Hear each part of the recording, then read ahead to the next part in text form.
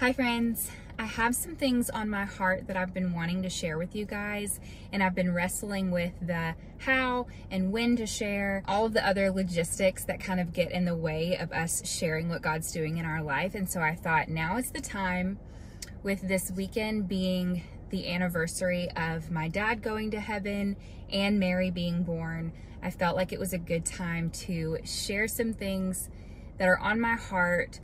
Some things that might be a little hard to share, but if this video helps one person, then it's worth the vulnerability for me. This past year has been unimaginable, good and bad. I brought my baby into the world. I became a mother. I grew as a person, but I have also experienced a whole year without my dad here on earth with me. This past year of healing has been really hard. And I mean that specifically, the healing has been hard. Everyone knows that tragedy is hard, trauma is hard to go through, but the healing itself has been difficult for me. And that's something that I was not prepared for. I think the reason the healing has been hard is because of the nature of my relationship with my dad. We were inseparable. Our love for each other was so evident to everyone around us. He knew how I felt about him, and I know how he feels about me. We just had that very special, very rare father-daughter relationship. Shared this recently with my therapist because I do feel like I'm healing. And I struggle with the outside perspective from people who maybe haven't been through this, who might think she must not have been super close with her dad, because if she was, she'd be devastated. If they were really that close, she wouldn't be able to get out of bed in the morning, much less have laughter and joy in her life. They must not have had a great relationship if she's able to heal like this. My therapist said something to me that hit me so hard and has completely changed my perspective on this. She said, your healing says nothing about your relationship with your dad. Your healing says everything about your God. I was like, okay, I hear you, God. I hear you, because when we were in that hospital room for 2 weeks when he was sick, I remember my dad looking around the room at his family, telling us, guys, it's time to believe what we say we believe.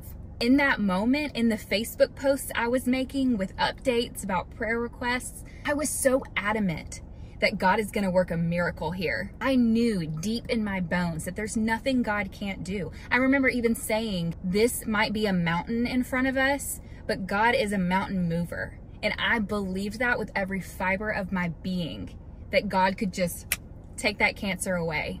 This whole time, I thought my dad was gonna have this miraculous healing, and all of these people who were praying for him across the country and in the world, they were gonna witness this miraculous healing. And what a testimony my dad was gonna have of God's goodness and his faithfulness. And I'm realizing a year later, it's my testimony. It's my miracle healing. Let me tell you something. This grief is a mountain. I knew God could heal cancer. I knew that then, and I know it now. He could have. But this grief, losing my dad at 28 out of left field, he was totally fine. On the day my daughter was born, you're joking. I remember thinking, this is too big. Stage 4 cancer, nothing for God, but this is too big. But God, my dad loved in the Bible when he'd be reading this just horrible story about somebody and just tragedy after tragedy and all these horrible things keep happening to them, and then the next verse says, but God. He loved that. He loved telling those stories in his sermons. But that's what God does. He says, I'm not done with your story.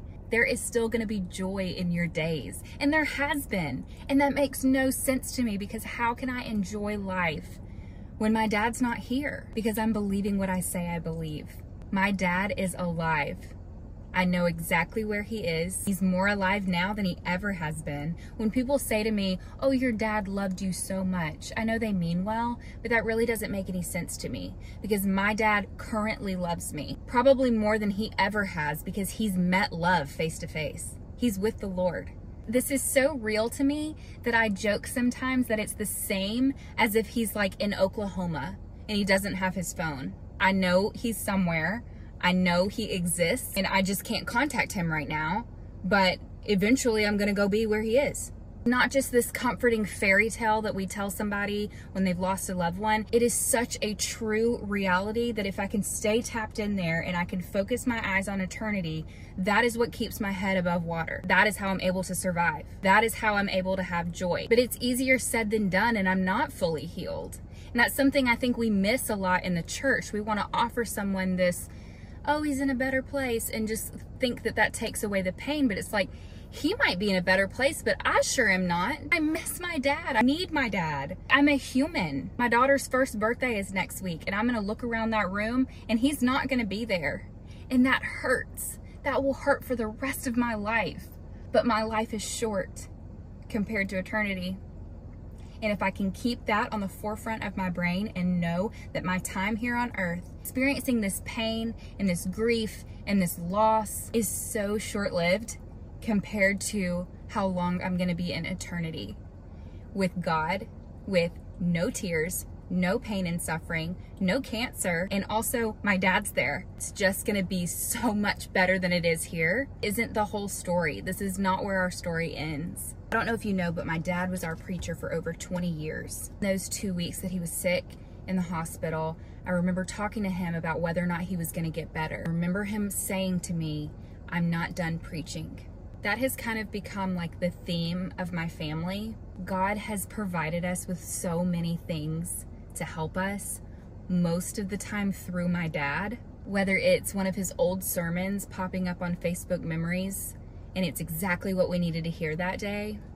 Or another example, my mom found the notes from his last sermon he ever preached, stuck in his Bible. The title was Storm Survivors. It was a lesson on Job, and it was essentially a survival guide for when the worst thing ever happens to you. Like, it was a sermon on grief written by my dad. And there have been so many amazing things like that that have happened where my family and I just look at each other like, he was right. He's not done preaching. That's why I feel it's so heavy on my heart to share this stuff with you guys and share what I'm learning as I walk through grief. God is capable of healing the worst things that have ever happened to us. God is a mountain mover. Whether that mountain is stage 4 cancer or the grief that comes because the cancer wasn't cured. He can move both mountains. He's not done with your story. He's not done with my story, and he can use anything for his glory. I love you. Thanks for watching. Bye.